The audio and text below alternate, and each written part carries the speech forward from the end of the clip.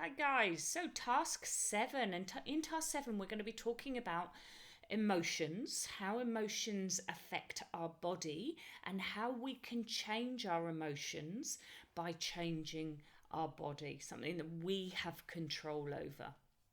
Okay, so when we talk about emotions and negative emotions, especially at this moment, we tend to be able to recognize if someone is either happy or either sad. So we see it in their face and we see it in their body, and we intuitively know either that they're happy or that they're sad. Okay, so generally when we're happy we tend to be nice and tall, we tend to be quite buoyant, we tend to be quite energetic. Okay, we see it in our face because we're smiling, our eyes are wide open, and we're quite often quite a relaxed posture. Now, when we tend to be anxious, or we're anxious, sad, or depressed, then those emotions are shown in our body as well. So we tend to have a downward smile. We tend to maybe have a frown.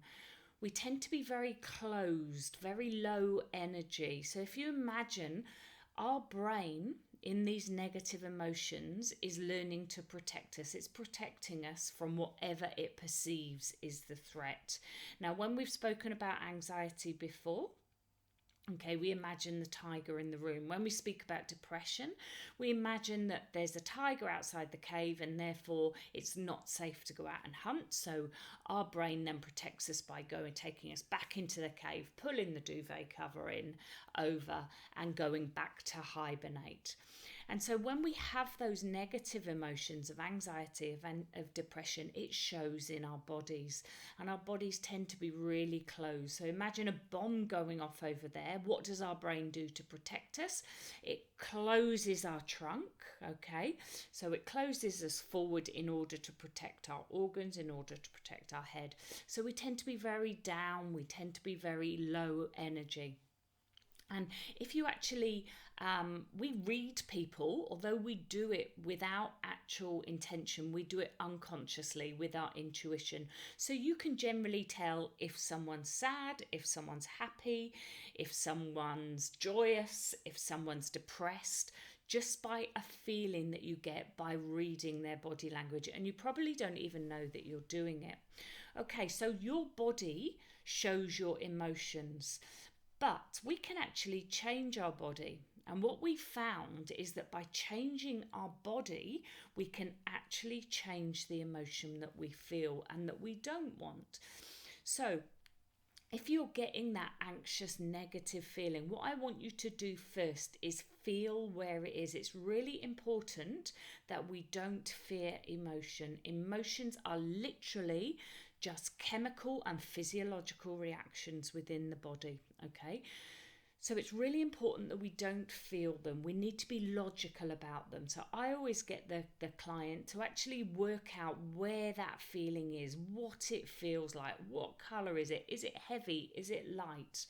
Okay, and then I want you to notice what your body's doing. And more often than not, you're probably very low in your shoulders. Or if you're anxious, you may be very, very tight in your shoulders. Your jaw may be very locked. You may frown, and you may be in a very tensed position. Okay, so what I want you to do, if you're feeling these emotions, recognize them logically, and then I want you to change them by changing your body and changing your expression. Okay, so feel that emotion, and then this is the task for you. I want you to sit up tall. I want you to open your chest. I want you to stand up tall, okay? If your shoulders are tight, I want you to drop them. I want you to relax them. I want you to drop your jaw, and then I want you to smile. Okay, now, immediately that we smile, our brain has perceived a change in expression. And by that change in expression, it will then put the associated emotion with it. Okay, so what you actually might want to do then is laugh. Even if you don't feel like laughing, fake it till you make it.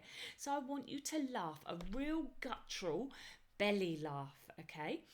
And then I want you to tell me and write down how you feel now in compared to how when you were tense and your jaw was tight and you were frowning, or you were feeling depressed and you were slumped. By changing your posture and changing your expression, just see how that emotion changes. Okay. All right, guys, write in the Facebook group if you've got any questions. You need to do this with every emotion that you get. But the first thing that I want you to do, which is really, really important, is recognize it. Don't fear it. Look at it. Where are you feeling it? Does it mean something? What does it mean? What are we supposed to be addressing here? Because emotions are there to warn us to do something. And if there is nothing, which quite often there isn't, because the brain is in those negative patterns, those negative feedbacks. And so then that's when I want you to say, right, okay, well, I'm going to take control of this negative emotion because it's not benefiting me. And then I want you to change your posture. See how it makes you feel. See how it changes that feeling in your tummy. And then I want you to change your smile. Okay, drop your shoulders, drop your jaw so that it's not tense. Stop frowning. All of those things, and then look at that emotion again. Hope that helps, guys.